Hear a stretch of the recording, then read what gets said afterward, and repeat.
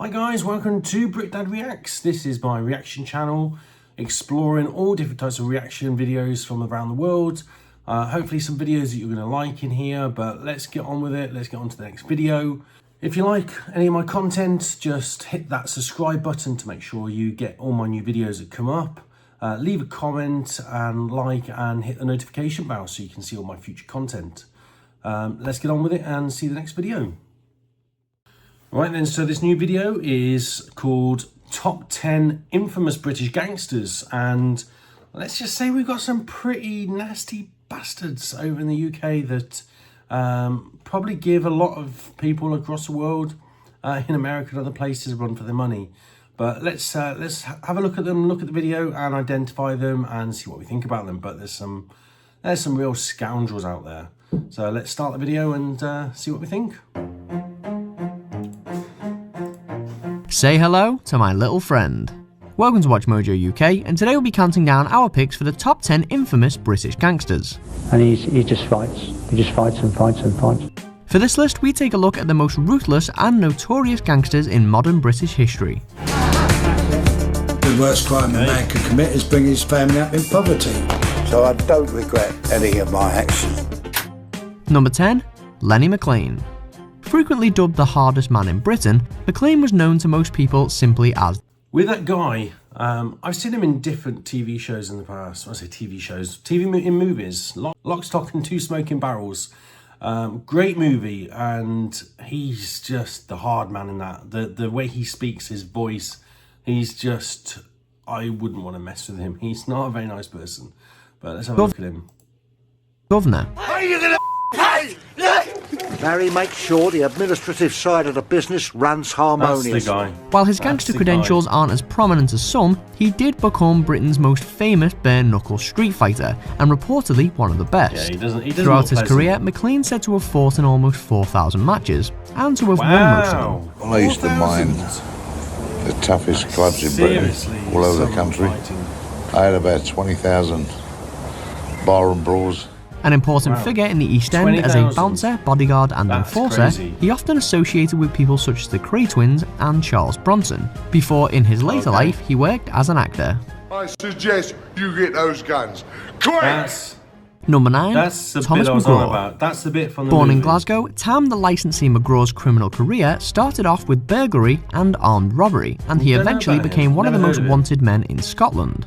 In the 1980s, after somehow avoiding a stint in prison after a failed robbery, he began to expand his criminal empire by selling heroin and purchasing numerous clubs and pubs.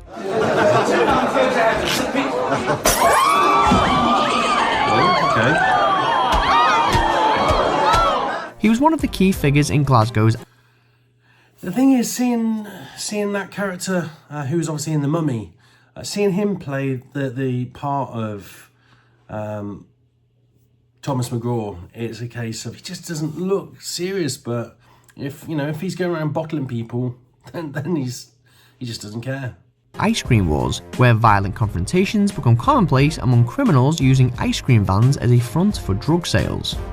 Number 8. Charles Bronson. Oh, everybody knows Charles Bronson. His taste for fighting guards and inmates alike, Charles Bronson became known as Britain's most violent prisoner, and is one of British crime's most notorious figures. They said, I'm bigger than my name. Born Michael Peterson, Bronson began as a petty criminal. I'm not sure if any of you have seen the movie with Tom Hardy, where he plays Charles Bronson, but he's absolutely crazy, man. He's crazy in that movie. And if that's how he is actually in real life, oh God, I wouldn't want to be in jail with him because he's a lunatic. But Tom Hardy played him well. Criminal and was first imprisoned for armed robbery. Prison was finally a place where I could sharpen my tools. Upon his release in 1987, he entered the world of bare-knuckle boxing, but his fighting career was fairly short-lived because 69 days later, he was in jail again. Out again in 92, he was arrested a third time for conspiracy to rob and has never been freed since. And would you like a cup of tea too, mate? Number 7. Freddie Foreman. He's best known as Brown Bread Fred, or the godfather of British crime, as many publications have come to refer to him, but Foreman says he's nothing like Marlon Brando. All I wanted to do was make money so we could live a decent life. One of the East End gangster scene's most feared figures, he was close to the infamous Kray twins and was implicated in numerous murders and other criminal activities. Once you pull the trigger, you never know what's going to happen. So. Though never actually convicted of killing anybody, he was sentenced to 10 years in prison for disposing of the body of Jack the Hat McVitie, and later in relation to 1983's Shoreditch Security Express robbery. I feel like when my time's up, at least I've had an eventful life, if nothing else. Number 6. Tommy Comerford. The hometown of the Beatles has had its share of shady characters. This includes one of the first big business criminals. Again, when you see these people, they look just completely normal. They don't look as if they're criminal underworld people. It just looks like somebody that could be your granddad or somebody, your neighbour. I don't know. But he doesn't look like he's a criminal or somebody that's seriously bad. Was to establish in England the kind of international drug trafficking network that you perhaps usually link to a mob overseas. Drug baron Tommy Tucker Comerford was instrumental in forming the first serious drug dealing cartel in Britain, which made the Liverpool Mafia the richest in the country. His first stint in jail came after a bank robbery, and during his long criminal career, he was sentenced to more than 34 years behind bars. 34 Number 5. Desmond and Dominic Noonan. Wow. These two brothers were the head of one of Manchester's most infamous and ruthless gangs, which by the late 1990s had become one of the most notorious crime families in the whole of Britain. We don't do everything nice, but you know, we do look after each other. We look after our friends. Involved in drug trafficking, nightlife security, and armed robbery, the Noonans' reign over Manchester's underworld lasted over 20 years. By day, it's run by police. By night, it's run by gangsters. Manchester is where I was born, where I live, and where I'll die. During that time, they were also suspected of being responsible for more than 25 murders. Desmond was stabbed in 2005 and died of his wounds, while Dominic is currently serving 22 years in prison for arson, blackmail, and sex offences. Shut up, I'll send someone out, I'll beat you up in a minute. Number 4. Frankie Fraser. One of the most recognisable faces in modern British crime, Mad Frankie Fraser was a guy you didn't want to cross. The police say I've killed 40 people, not 41. 40? If they'd have said 41, I'd have really been upset. I hate odd numbers. And the nickname is not just for show. He was actually certified insane during a short prison stint after World War II, a conflict he'd managed not to take part in by deserting. Fraser eventually became an enforcer for the Richardson gang during the 60s and was reportedly involved in numerous episodes of torture and murder. So I allegedly pulled a guy's teeth out with pliers. I only wished it had been true. His violence followed him in prison, where he would often start fights with other inmates and guards. That is where I slung Eric Mason out with an axe in his head. Number 3. The Gunn Brothers.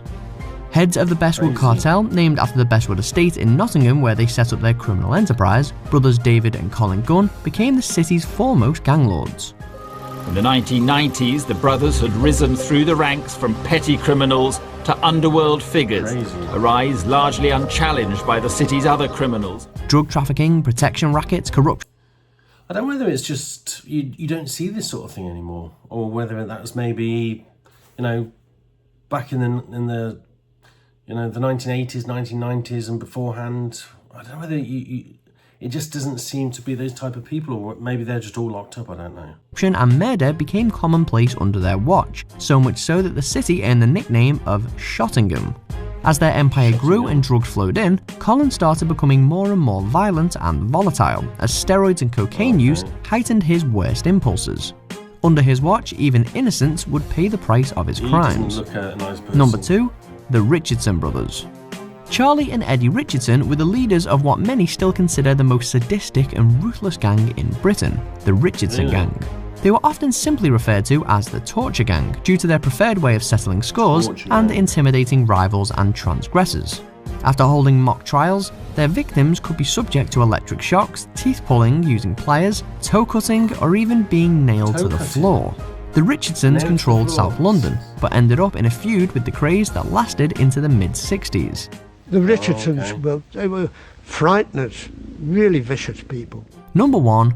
The Kray twins. The most infamous gangsters to ever call London home, Ronnie and Reggie Kray were the most prominent criminals in the city's East End over the 1950s and 60s. Well, no. Again, another Armed Tom robbery, Hardy movie. hijacking, murder and general violence were only some of the brothers' specialities.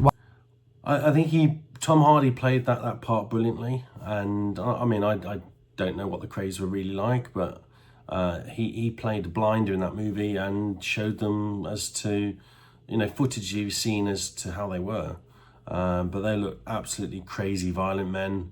But I remember in the movie you had the Richardsons and you had the Krays, and they were opposite sides. So you had like the east side of London or northeast London, and then you had the southern side of London, and they just ruled each other and fought each other. But it was crazy. But I mean, the Krays were absolutely bonkers, absolute bonkers. While heads of their own gang, the Firm.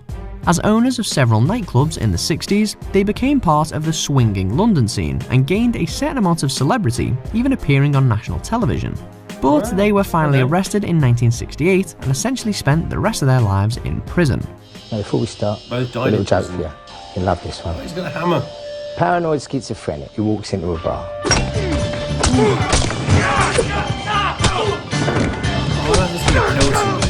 Do you agree with our picks? Check out these other great clips from Watch Mojo UK. Okay, great video. Well, what I will say is that was a brilliant video from Watch Mojo, and it was a great video showing the different types of criminals and gangsters in the UK. It's quite extraordinary, really, to know that we had some really lethal people years ago, and I'm sure there maybe are still some people nowadays, but yeah, brilliant video and amazing gangsters. Well, I say amazing gangsters, pretty lethal gangsters, but yeah, quite scary that we had people like that over here. Anyway, hope you enjoyed the video, guys, and look forward to seeing you on the next one. So keep tuned. Make sure you hit that notification bell. Leave a comment below as to, you know, which of those criminals, those gangsters you thought were the most lethal, and let me know what you think. So look forward to seeing you in the next video and take it from there. But subscribe and like and hit that notification bell. Okay, see you later, guys.